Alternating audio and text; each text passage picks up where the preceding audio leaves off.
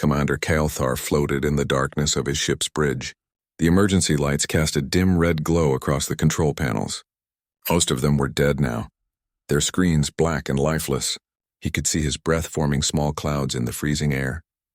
The Silver Dawn was dying, and his crew was dying with it. 3 days had passed since the attack. The Krethian pirates had come out of nowhere, their ships dropping out of faster-than-light travel right on top of his frigate. Kael'thar had tried to fight back, but the pirates were too many and too fast. They had torn through his shields like paper and ripped apart his engines with precise weapons fire. Then they had simply left, taking what little cargo the Silver Dawn carried and leaving the ship to drift. Kael'thar pulled himself along the wall toward the communication station. His three-fingered hands gripped the cold metal carefully. In the low gravity, every movement had to be controlled. Lieutenant Shara was still at her post, wrapped in every piece of fabric she could find. Her scales, normally a bright blue color, had turned dull gray from the cold. "Any response to our distress signal?" Kael'thar asked, though he already knew the answer. Shara shook her head slowly. "Nothing, Commander. The beacon is still broadcasting, but no one is answering. We are too far from any major shipping lanes. Even if someone picks up our signal, we are in disputed space. No one wants to come here." Kael'thar felt the weight of those words settle on his shoulders. Disputed space meant that multiple governments claimed this region, but none of them actually controlled it. It was a no-man's land where pirates operated freely and rescue ships never came. His own government, the Varanian Republic, had probably already listed the Silver Dawn as lost. They would not risk sending a rescue mission into territory that might spark a war with their neighbors. He made his way down to the lower decks. The corridors were even darker here, lit only by the occasional emergency strip. He passed crew members huddled together for warmth. Some looked up as he passed, hope flickering in their eyes. Others simply stared at nothing, already resigned to their fate. In the medical bay, Dr. Venn was working by the light of a portable lamp. 8 crew members lay on the beds, injured from the pirate attack. Without proper power, the medical equipment was useless. Venn was doing what he could with basic supplies, but 3 crew members had already died from their wounds. "How are they doing?" Kael'thar asked quietly. Venn looked up, his old eyes tired and sad. "Not well, Commander. The cold is making everything worse. Their bodies are shutting down to conserve energy. Even the healthy ones will not last much longer without heat and proper oxygen." Kael'thar nodded. He had known this, but hearing it said out loud made it real in a way that hurt deep in his chest. "How long do we have?" "The oxygen scrubbers will fail completely in about 16 hours. The temperature will drop below survivable levels in less than 20. After that," Venn did not need to finish the sentence. Kael'thar spent the next few hours moving through the ship, talking to his crew. He told them that rescue was coming, though he did not believe it himself. He told them to stay strong, to keep hoping. Some believed him. Others saw through his words but appreciated the effort anyway. In the engine room, Chief Engineer Torak was still trying to restart the backup generators. His team had been working non-stop since the attack, but the damage was too severe. Every system they managed to bring online would fail again within minutes. "We need parts we do not have," Torak said, frustration clear in his voice. "The pirates knew exactly where to hit us. They disabled the ship without destroying it, almost like they wanted us to suffer slowly." Kael'thar put a hand on his engineer's shoulder. "You have done everything possible. No one could ask for more." Back on the bridge, Kael'thar strapped himself into the command chair. Through the main view screen, he could see the stars. They looked cold and distant, uncaring about the small ship and its dying crew. Somewhere out there, life continued as normal. Ships traveled between worlds. People went about their daily business. Governments made their plans. None of them knew or cared that 43 Varanians were freezing to death in the void. Shara floated over to him, moving carefully in the near-zero gravity. "Commander, I need to tell you something. The crew wants you to know that they do not blame you for what happened. You made the right decisions during the attack. We were just unlucky." Kael'thar felt a lump form in his throat. "Thank you, Lieutenant. That means more than you know." "There is something else," Shara continued. "Some of the crew have asked about ending things quickly, before the cold and the lack of oxygen make it worse." Kael'thar closed his eyes. He had been expecting this. When faced with a slow, painful death, some would choose a faster exit. It was their right. "Tell them I understand. Each person must make their own choice. I will not judge anyone for what they decide." The hours crawled by slowly. The temperature continued to drop. More crew members stopped moving, conserving their energy and their oxygen. The bridge was quiet except for the occasional beep from the distress beacon, still sending its signal into the empty dark. Kael'thar thought about his life, about the choices that had led him here. He had joined the Varanian military to serve his people, to protect them and explore the galaxy. He had never imagined it would end like this, forgotten in a region of space that no one cared about. He thought about his family back home. His mate and their 2 children would receive a message saying he was lost in action. They would grieve, but life would go on. His children would grow up without him. His mate would eventually move on. In a generation or 2, no one would remember Commander Kael'thar or the crew of the Silver Dawn. The distress beacon continued its steady pulse, broadcasting into the void. It would keep transmitting long after the last crew member died, powered by its own small battery. Someday, maybe years from now, another ship might pass through this region. They might pick up the signal and find the Silver Dawn drifting, a ghost ship full of frozen bodies. Kael'thar wondered if that future crew would understand what had happened here. Would they see it as a tragedy, or just another statistic in the dangerous business of space travel? Would they remember the names of the dead or just add them to some official report? He looked at the distress beacon controls one more time. The little light blinked steadily, sending out its call for help to anyone who might be listening. Kael'thar knew no one would answer, but still the beacon called. Hope was a stubborn thing, refusing to die even when logic said all was lost. As the cold continued to seep into his body, Kael'thar closed his eyes and tried to rest. If these were to be his final hours, he wanted to spend them in peace. Part 2. Captain Jake Morrison walked onto the bridge of the USS Defiant with a fresh cup of coffee in his hand. It was his 3rd cup of the morning, which probably meant he was drinking too much caffeine. But deep space survey missions were long and often boring. The coffee helped keep him alert during the endless hours of scanning empty systems and mapping stellar phenomena that no one back home really cared about. The Defiant was a heavy cruiser, one of the newer ships in the Terran Defense Fleet. She was built for combat if necessary, but most of her work involved exploration and showing the flag in remote regions. Humanity was still new to the galactic community, and ships like the Defiant helped establish their presence among the older alien civilizations. Morning, Captain, said Commander Lisa Hayes from the executive officer station. She was reviewing the daily reports, her dark hair pulled back in a regulation bun. Lisa had been with him for 2 years now, and Jake trusted her judgment completely. Morning, Lisa. Anything interesting happen while I was getting my coffee? Not unless you count the exciting discovery of another empty star system. We have mapped 7 new systems this week, and not one of them has anything worth noting. No planets in the habitable zone, no unusual resources, nothing. Jake smiled. That is what survey work is all about. Finding out what is not there is just as important as finding what is. Lieutenant Amy Chen looked up from the communication station. Captain, I am picking up something odd. It is very faint, but it looks like a distress beacon. Jake set his coffee down and moved to Amy's station. Can you clean up the signal? Amy's fingers moved quickly across her console. Working on it, sir. The signal is badly degraded. It has been broadcasting for a long time, maybe 3 days or more. The power is very weak. They must be running on emergency batteries. Can you tell what kind of ship it is? Give me a moment to run it through the database. Amy frowned at her screen. Got it. The signal pattern matches a Varanian military frigate. The message is in Varanian language, requesting immediate assistance. They report life support failure and multiple casualties. The bridge fell silent. Everyone knew what this meant. The Varanians were not enemies of humanity, but they were not friends either.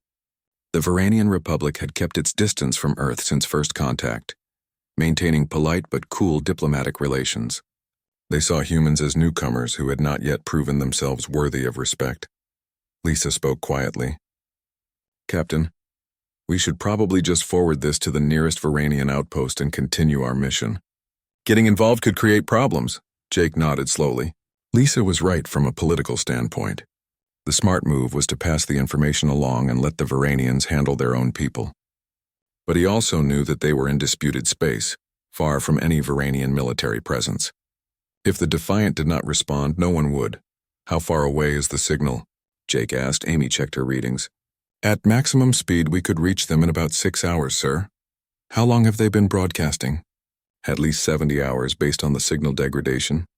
Jake did some quick math in his head. 70 hours was a long time for a distress call to go unanswered. The Varanians must have already given up on rescue from their own people. If the ship had been in Varanian space, help would have arrived long ago.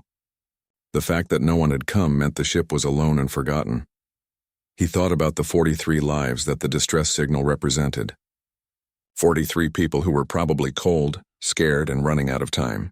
They were aliens, yes, but they were still people. They had families waiting for them back home, friends who cared about them, lives they wanted to return to. What do the regulations say about responding to distress calls? Jake asked Lisa. Lisa consulted her datapad.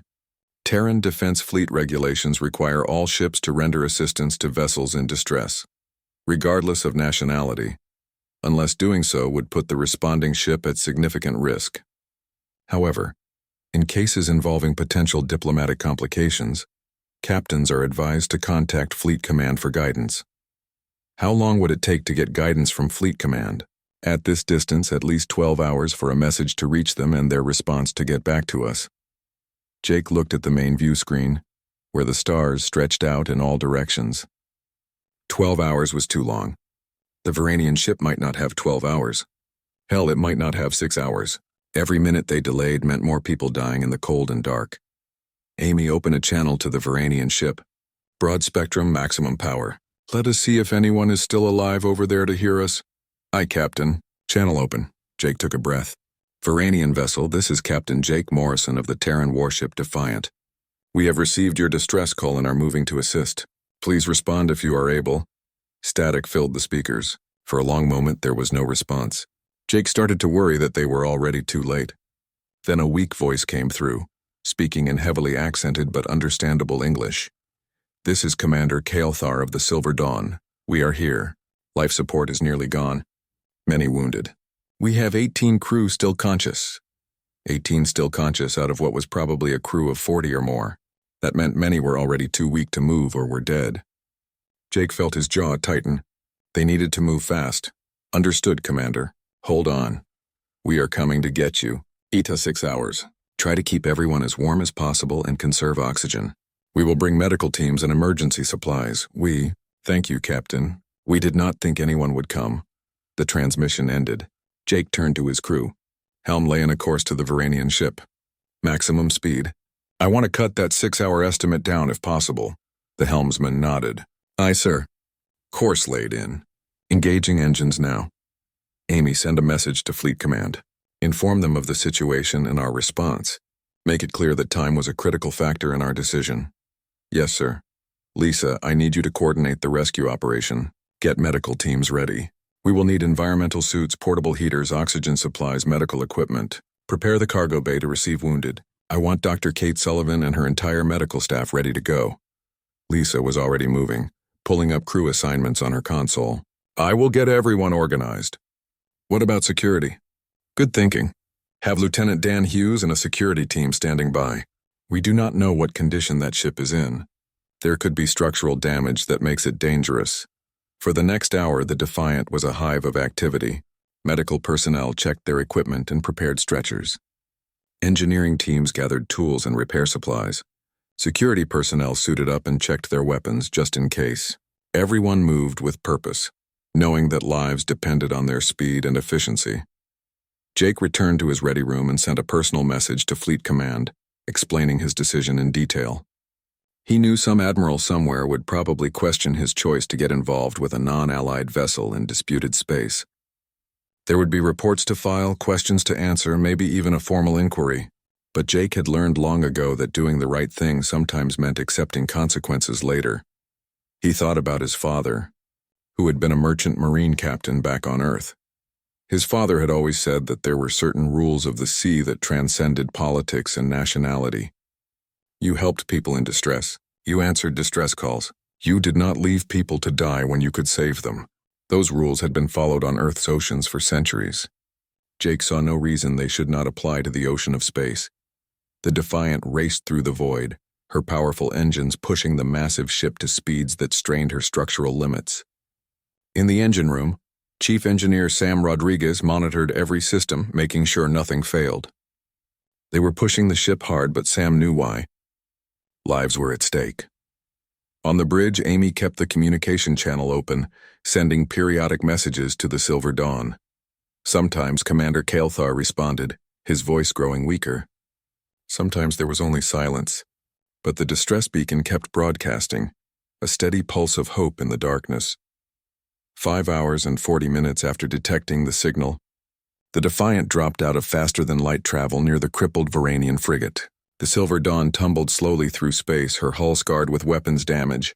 No lights showed in her viewports. She looked dead. "Get me a scan of that ship," Jake ordered. The sensor officer worked quickly. "Reading 41 life signs, Captain. Most are very weak. Hull integrity is compromised in multiple sections. Life support is at 5%. Internal temperature is below freezing. 41 still alive." That meant 2 had died while they were traveling. Jake felt anger rise in his chest. 2 more hours and it might have been 10 dead. 2 more days and it would have been all of them. "Bring us alongside. Deploy boarding tubes. Get those rescue teams over there now." Part 3 Commander Kael'thar heard the alarms through the fog of his fading consciousness. His body felt heavy and cold, so cold that he could barely feel his limbs anymore. The alarms meant something important, but his mind struggled to understand what. Then he remembered. Another ship. The proximity alarms. With enormous effort, he forced his eyes open. The bridge was nearly dark now, just the faint glow of the emergency lights. Shara was slumped over her console, not moving. Kael'thar tried to call out to her, but his voice came out as barely a whisper. He pulled himself toward the sensor station, each movement taking all his remaining strength. The display showed a massive vessel approaching. It was at least 3 times larger than the Silver Dawn, bristling with weapons and sensor arrays. The energy signature was strange, not matching any ship design in the Varanian database. Then Kael'thar saw the identification markers and his heart skipped a beat. Human. The ship was human. The communication panel crackled to life. "Varanian vessel Silver Dawn. This is Captain Jake Morrison of the Terran warship Defiant. We received your distress call and are moving to assist. Please respond if you are able." Kael'thar had heard of humans, of course. Everyone in the galaxy had heard of them by now. They were the newest spacefaring species, having achieved faster-than-light travel only 50 years ago. Most of the older civilizations, including the Varanians, viewed them with suspicion. Humans were supposed to be aggressive and unpredictable, prone to emotional decisions rather than logical ones. The Varanian Republic had maintained careful distance from them, but right now none of that mattered. Right now the humans were offering help when no one else would. Kael'thar reached for the communication controls. His fingers were numb and clumsy, but he managed to activate the channel. "This is Commander Kael'thar of the Silver Dawn. We are here. Life support is nearly gone. Many wounded. We have 18 crew still conscious." "Understood, Commander. Hold on. We are coming to get you." The next few hours were a blur of fading in and out of consciousness. Kael'thar was aware of the human ship moving closer, matching velocity with the tumbling Silver Dawn. He heard sounds of metal on metal, of cutting equipment working on the outer hull. His crew members who were still conscious looked toward the airlock with expressions caught between hope and fear. Then the inner airlock door exploded inward in a shower of sparks. Kael'thar had enough presence of mind to realize the humans were cutting through because the normal opening mechanisms no longer worked. Through the smoke and debris, figures in environmental suits rushed in. They moved with impressive speed and organization. Some went directly to the wounded, pulling out medical equipment. Others spread throughout the ship, distributing emergency oxygen masks and thermal blankets. Still others began setting up portable heaters. Within minutes, Kael'thar could feel warmth starting to return to the air. A human approached him. Through the helmet, he could see a female face with kind eyes. She knelt down beside him and began scanning him with a medical device. "Commander Kael'thar, I am Dr. Kate Sullivan. Can you walk?" Kael'thar tried to stand, but his legs would not support him. "I am not sure. My crew, help them first." Kate smiled, and Kael'thar was surprised by how genuine it looked. "Do not worry. We brought enough people for everyone. But right now I need to check you over. You are the captain, and if you collapse and die, your crew will lose hope. So let me do my job." There was a firmness in her voice that reminded Kael'thar of his own medical officer. He nodded weakly and allowed her to work. She wrapped him in a thermal blanket that immediately began radiating heat. She placed an oxygen mask over his face and he gasped as clean air filled his lungs. The difference was immediate and dramatic. Around him, the rescue operation continued with impressive efficiency. Human medics moved from crew member to crew member, assessing injuries and providing treatment. The most seriously wounded were being prepared for transport to the human ship. Kelthar watched as they carefully lifted Shara onto a stretcher, handling her with gentleness despite their bulky environmental suits. "How many have we lost?" Kelthar asked Kate. Kate checked a datapad. "We found 2 crew members who had already passed. I am very sorry. But the rest are alive, and we are going to keep them that way. 2 dead. It could have been so much worse. It should have been worse. If the humans had arrived even a few hours later, many more would have died." Kelthar felt tears form in his eyes, though whether they were from grief for the lost or relief for the saved, he could not say. "Why did you come?" Kelthar asked. "Your people and mine are not allies. This region is disputed space. You risk creating an incident with multiple governments." Kate looked at him with an expression he could not quite read. "Because you needed help and we could provide it. Is there supposed to be more reason than that?" Before Kelthar could respond, a human male in a command uniform entered through the airlock. He removed his helmet, revealing short brown hair and a face that showed both concern and determination. He came over to where Kelthar sat. "Commander Kelthar, I am Captain Jake Morrison. How are you holding up?" "Better, thanks to your people." "Captain, I must know, what made you respond to our distress call? Surely you understand the complications this will create?" Jake sat down on a piece of debris, bringing himself to Kelthar's eye level. "I understand perfectly, but I have a rule. When someone is dying and I can save them, I do it.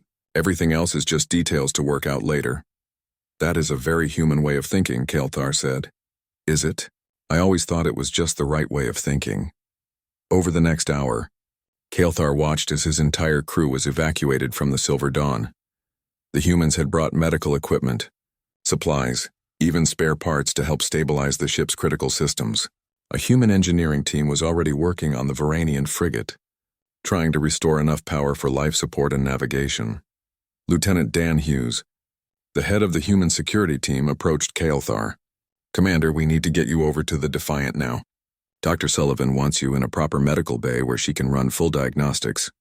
Kelthar wanted to protest, to stay with his ship, but he knew it would be foolish. The humans were right. He needed medical attention. "What about my crew?" "They are already aboard, sir. You will be the last to leave, which I understand is proper protocol for Varanian commanders." Kelthar was surprised they knew that detail. "You have studied our customs?" Dan smiled. "We try to be prepared. Now if you would come with me?" The journey through the boarding tube was strange. Kelthar could see the stars through the transparent sections, could see both ships connected by this temporary bridge. Human crew members passed by, some heading to the Silver Dawn with equipment, others returning. All of them nodded respectfully to him as they passed. When Kelthar entered the Defiant, he was struck by how different it felt from his own ship. The corridors were wider, the lighting was brighter and warmer. There was a sense of activity and life that contrasted sharply with the cold. Dark tomb the Silver Dawn had become. They brought him to the medical bay, and Kelthar stopped in the doorway, overwhelmed by what he saw. The room was large and well-equipped, filled with advanced medical technology. But what caught his attention was his crew. All 41 survivors were there, being treated by human medical personnel. Some were on beds, hooked up to monitors and receiving treatment. Others sat wrapped in blankets, sipping hot drinks. Many were crying, overcome with relief. Dr. Sullivan guided him to an examination table. "Let us get you checked out properly. You have been through quite an ordeal." As Kate worked, Kelthar found himself studying the humans around him. They moved with confidence and purpose, clearly well-trained and competent. But there was something else too, something he had not expected. They seemed to genuinely care. They smiled at their Varanian patients, spoke to them in soothing tones, treated them not as aliens but as people who needed help. One young human medic was sitting with a Varanian crew member who was crying. The medic did not speak the Varanian language and the crew member did not speak English, but the medic held the Varanian's hand and offered comfort through simple presence. It was a small gesture, but it spoke volumes. "Your people are very kind," Kelthar said to Kate. Kate looked up from her work. "We try to be." We have learned a lot from our own history. For a long time, humans were not kind to each other. We fought terrible wars, we let people suffer when we could have helped. But we learned from those mistakes. We decided to be better. Not all species learn from their mistakes, no, but we are stubborn that way. Now your readings are looking much better. Your core temperature is rising. Your oxygen levels are normalizing. You're going to be fine, Commander. Kael'thar felt the tension he had been carrying for 3 days finally begin to ease.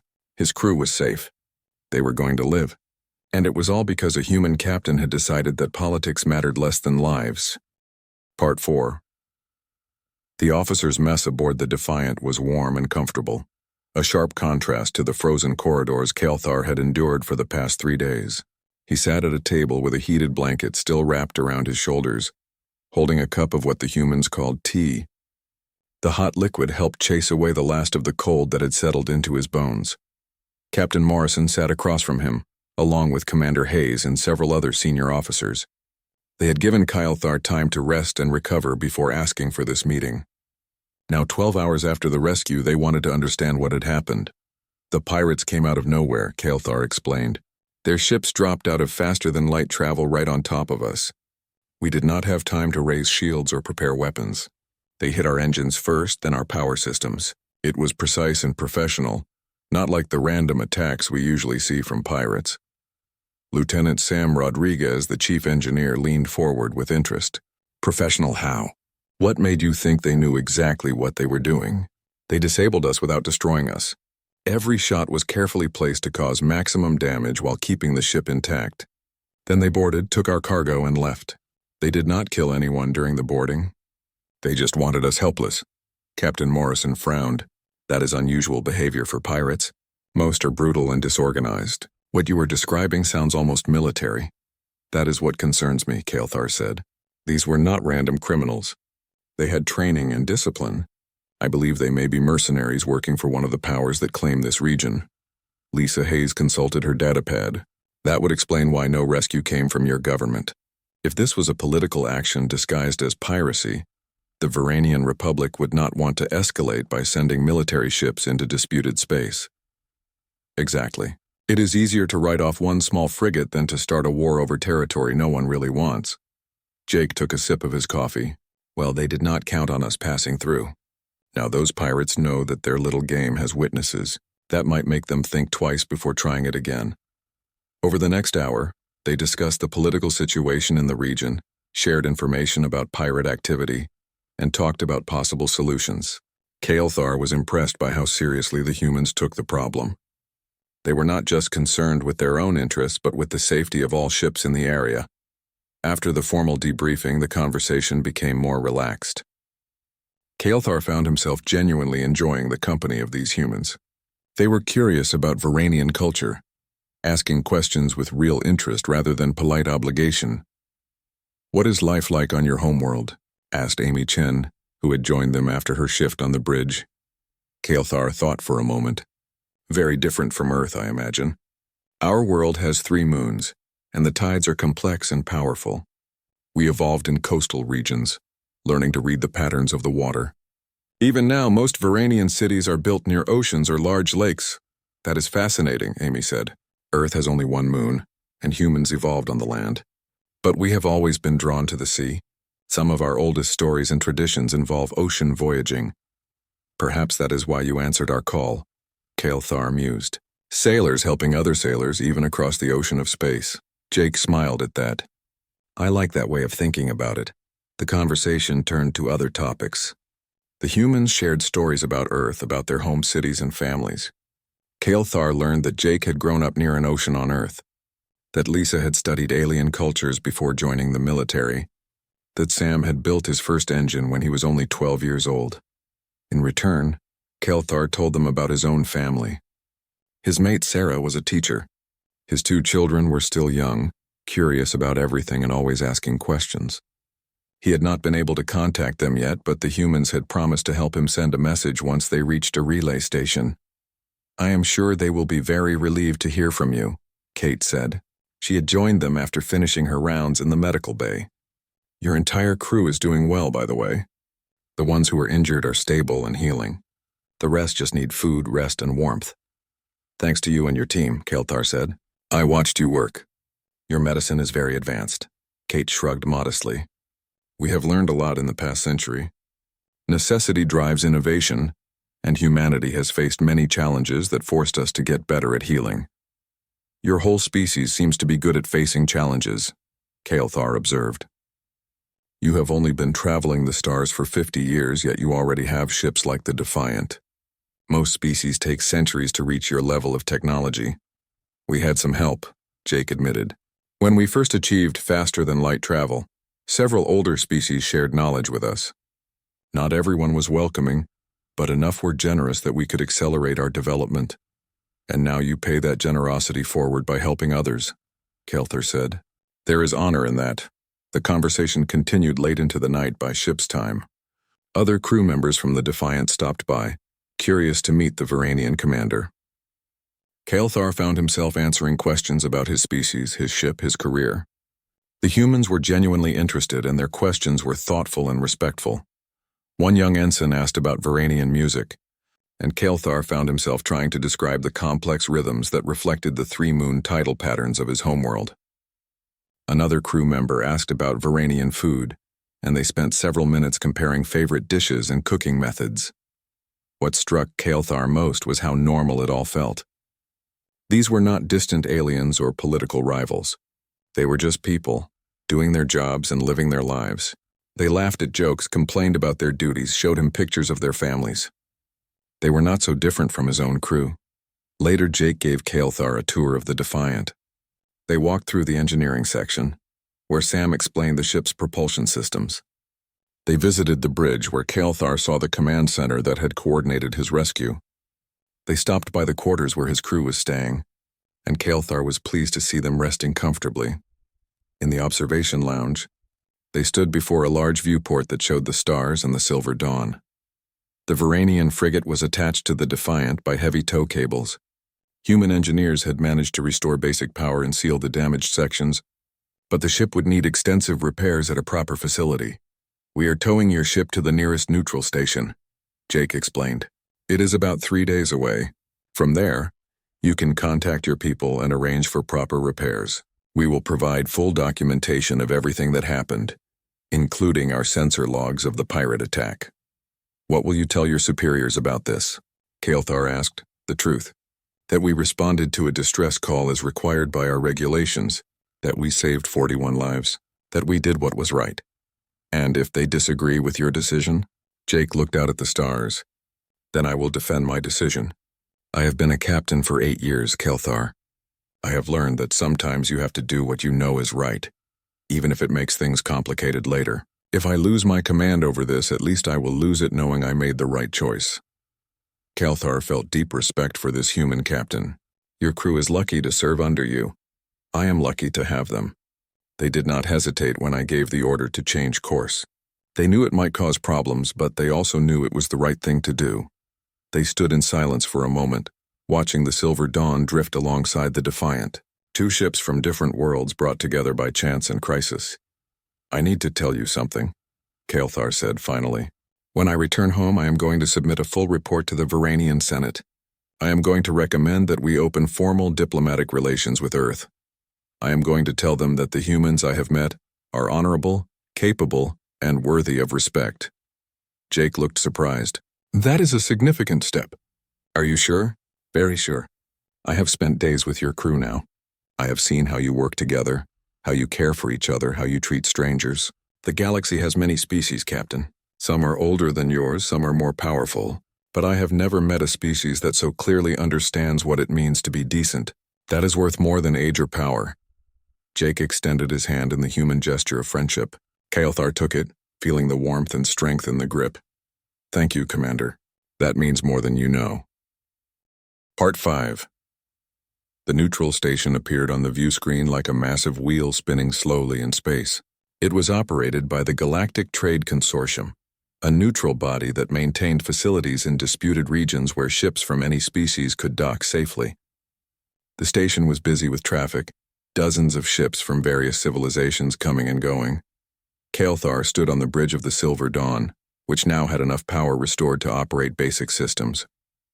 Human engineers had worked around the clock for 3 days to get the ship functional enough to dock under its own power. It was a matter of pride for Kael'thar. He did not want to arrive at the station being towed like a piece of debris. "All systems showing green," reported Shara from her station. She had recovered well from her ordeal, though she still tired easily. "We are ready to separate from the Defiant." Kael'thar activated the communication channel to the human ship. "Captain Morrison, this is Commander Kael'thar. We are ready to proceed independently. Thank you for everything you and your crew have done." Jake's voice came back warm and friendly. "Good luck, Commander. Safe travels." The tow cables released and the Silver Dawn moved slowly toward the station on her own power. It felt good to be flying again, even at reduced capacity. Behind them, the Defiant maintained a respectful distance, ready to assist if needed, but allowing the Varanian ship its dignity. At the station, Kael'thar met with the dockmaster and arranged for repair crews. He also sent a long message to Varanian Command, detailing everything that had happened. The message included his official report of the pirate attack, his assessment of the rescue operation, and his personal recommendation regarding future relations with humanity. The response came faster than he expected. Within 6 hours, he received orders to hold position at the station. A Varanian diplomatic vessel was being dispatched to meet with him, and, interestingly, to meet with Captain Morrison as well. It seemed the Varanian Senate wanted to hear both sides of the story directly. 2 days later, Ambassador Velkan arrived aboard a sleek diplomatic courier. She was an older Varanian with silver scales and sharp, intelligent eyes. She had been in diplomatic service for 30 years and had helped negotiate treaties with a dozen different species. Velkan met with Kael'thar first, in a private conference room at the station. She listened carefully as he recounted everything, occasionally asking pointed questions. When he finished, she sat back and studied him for a long moment. "You understand that what you are proposing could change our entire relationship with humanity?" she said. "I do, Ambassador, but I believe it is the right thing to do. These humans saved 41 Varanian lives when they had no obligation to do so. They risked their own careers and political complications to answer a distress call from strangers. That kind of character should be acknowledged. Character is admirable, but it does not always make for good policy. With respect, Ambassador, I disagree. Character is the foundation of good policy. How can we trust a species that lacks it? The humans proved themselves trustworthy in the most direct way possible." Velkan allowed herself a small smile. "You have thought about this carefully. Very well. I will meet with Captain Morrison and make my own assessment. But I will tell you now that the Senate is interested. Your report made quite an impression." The meeting with Jake took place later that day. Velkan brought Kael'thar along, as well as Lisa Hayes representing the human side. They met in a neutral conference room with refreshments from half a dozen different worlds arranged on the table. "Captain Morrison," Velkan began, "I have read both your report and Commander Kael'thar's account of the rescue. They are remarkably consistent, which speaks well of both your honesty and your memory. I have a simple question for you. Why did you choose to respond when you must have known it would complicate matters?" Jake did not hesitate. "Because they needed help and we could provide it. Ambassador, I know that sounds simple, maybe even naive, but sometimes the right choice is the simple one. Your government may not see it that way. You may face consequences for your actions. I am prepared for that possibility, but I would make the same choice again without hesitation." Velkan turned to Lisa. "Commander Hayes, do you agree with your captain's decision?" Lisa nodded firmly. "Completely. The crew of the Defiant was united in our response. We all understood that we were doing the right thing.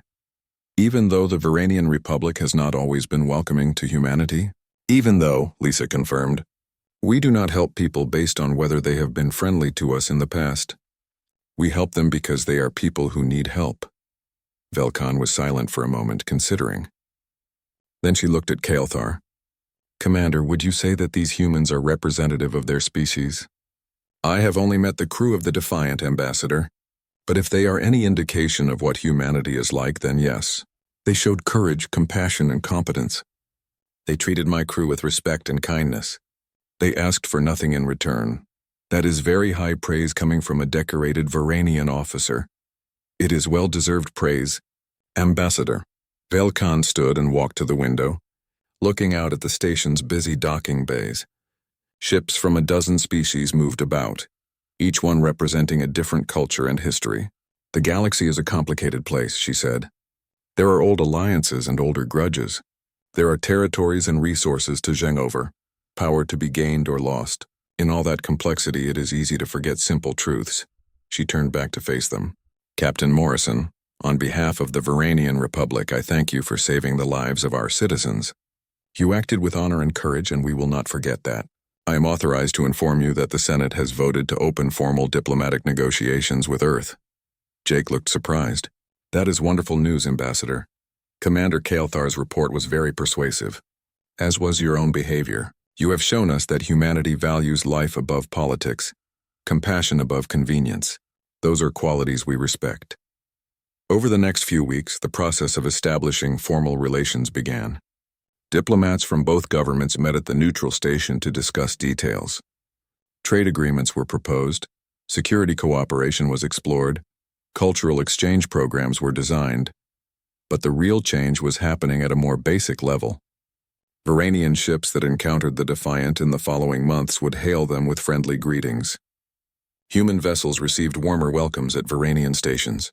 Individual friendships formed between crew members of different species. 6 months after the rescue, Kael'thar received new orders. He was to take command of a new destroyer, the Morning Light, and his mission was to patrol the border regions in cooperation with human vessels. It was a significant promotion and a sign of how much had changed. On the day he took command of his new ship, Kael'thar received a message from Jake Morrison. The Defiant was in the same sector, conducting another survey mission. Jake invited Kael'thar to dinner aboard the human ship, and Kael'thar happily accepted. They met in the same officers' mess where they had first talked months ago. Jake had been promoted to Commodore, now commanding a small task force of ships, but he was still the same man, still wearing that easy smile and genuine warmth. Congratulations on your new command, Jake said, raising a glass of wine. And to you on your promotion, Kael'thar replied, raising his own glass, though I must say I am not surprised. What you did for my crew deserved recognition. What we did, Jake corrected. My crew made it happen. I just gave the order. They talked for hours, catching up on the month since they had parted. Jake told stories about his survey missions and the strange phenomena they had discovered. Kael'thar shared news from the Varanian Republic and the ongoing diplomatic progress between their peoples. You know, Kael'thar said at one point, there are still some in my government who question the relationship with humanity. They say humans are too unpredictable, too emotional, too quick to act without considering all the consequences. They might be right, Jake admitted. We do tend to act on our feelings sometimes. But is that really such a bad thing? I used to think it was. My people pride themselves on logic and careful consideration. We analyze every decision from multiple angles. But sometimes in all that analysis we forget what matters. You reminded me of that. What do you mean? You did not analyze whether to save us. You did not weigh the political costs against the benefits. You just knew it was right and you did it. That is not weakness, Captain. That is wisdom of a different kind, Jake smiled. I think both approaches have their place. Your careful thinking prevents mistakes. Our quick action gets things done. Maybe together we can find a balance. I believe we can. In fact, I'm certain of it. As they finished their meal, Kael'thar looked around the familiar mess hall. It felt like coming home in a way. Even though it was not his ship or his people, the humans had become friends, allies, partners in the ongoing work of making the galaxy a safer and better place. He thought about that night drifting in the cold and dark, when he had given up hope. He thought about the distress beacon pulsing into the void, calling out to anyone who might listen. He thought about how close they had come to dying forgotten and alone, but they had not died. The call had been answered by a human warship,